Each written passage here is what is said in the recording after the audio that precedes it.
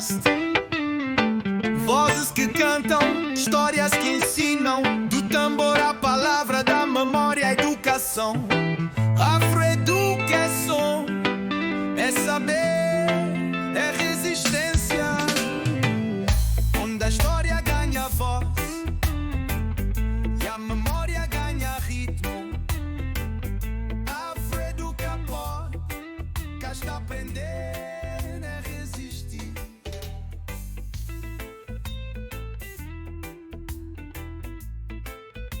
Olá, bem-vindos ao Afroeduca Podcast, uma produção do Afroeduca Sounds. Oi, pessoal! Aqui a gente busca transformar as histórias e a resistência afro-brasileira em conhecimento vivo, sabe? Isso. E hoje o nosso mergulho é na história de Luísa Maim, uma figura, assim, fundamental na Bahia do século XIX. Fundamental, mas que muitas vezes fica meio escondida, né? Pois é, velada. A gente vai se basear em textos biográficos, históricos e também na nossa música Bilhetes em Árabe. Que é a do Afroeduca Sounds, claro. A ideia é explorar a vida dela, o impacto, o legado e mostrar como a música ajuda a gente a entender isso tudo. Porque aprender com música é lembrar com o coração, não é? Exato. Então, para começar, quem foi Luísa Maim? De onde ela veio? Olha, o que se sabe é que ela nasceu por volta de 1812, talvez na costa da Mina, lá na África Ocidental. Uma região de onde vieram muitos para a Bahia, né? Muitos mesmo. Ela foi trazida para cá, foi escravizada, mas conseguiu a alforria, a liberdade. E adotou o sobrenome Maim, que talvez seja uma marca da origem africana dela. E o perfil dela era bem diferente para a época, certo? Negra, livre. E muçulmana. E tem mais, alfabetizada em árabe. Nossa! Isso sim que é desafiar as normas da colônia. Era comum uma mulher negra, livre, muçulmana e alfabetizada. Não, era raríssimo. Especialmente a alfabetização em árabe para uma mulher negra, mesmo livre.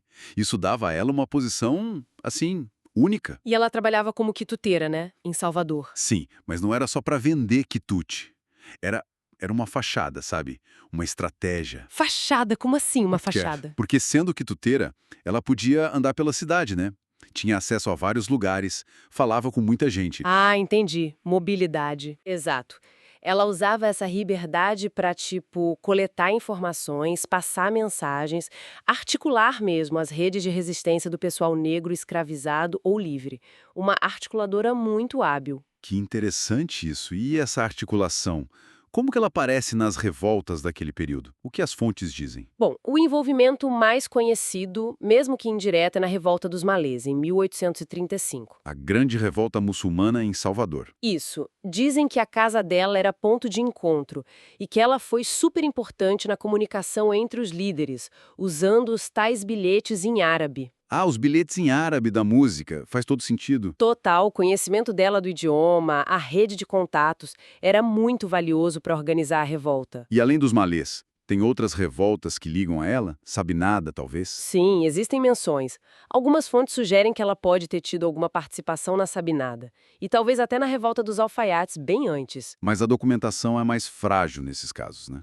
A documentação oficial quase não existe para isso. Mas a memória oral, sabe? E os relatos do filho dela, o Luiz Gama. O grande abolicionista. Ele mesmo. Ele descreveu a mãe como altiva, geniosa, vingativa e manhosa.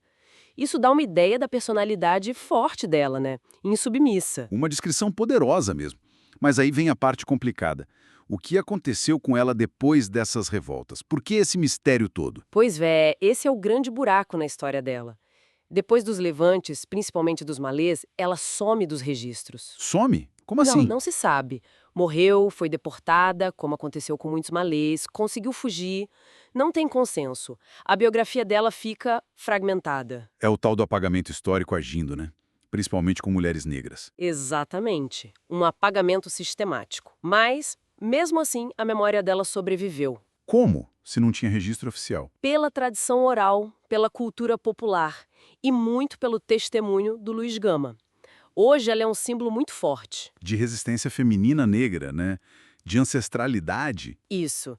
E de uma memória insurgente que não se deixa apagar totalmente. E aí que a música Bilhetes em Árabe entra de novo, né? Como uma ferramenta para para preencher essas lacunas. Perfeito. A música usa ritmos atuais justamente para conectar essa história com o público mais jovem. A letra muito simbólica. Tem aquela parte, com tabuleiro e olhar iam bilhetes de luta. Fala da estratégia dela. Exato.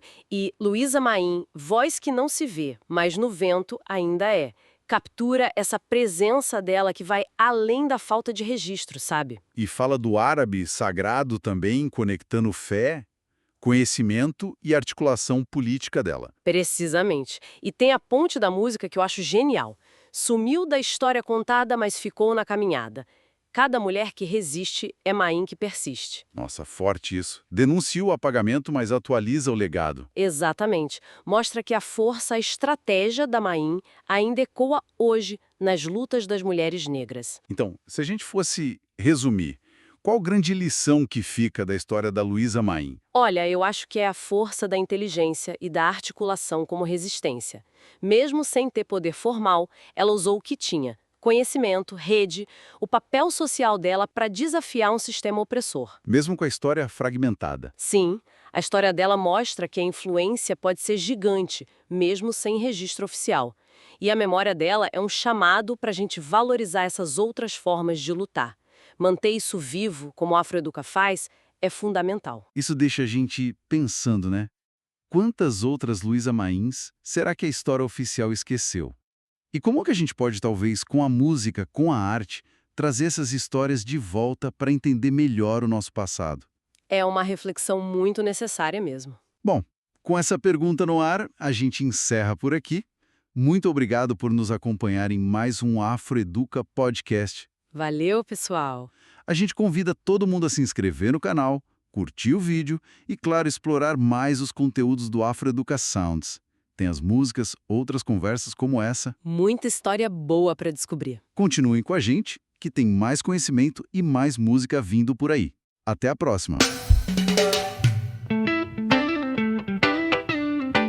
Afroeduca Podcast. Vozes que cantam, histórias que ensinam.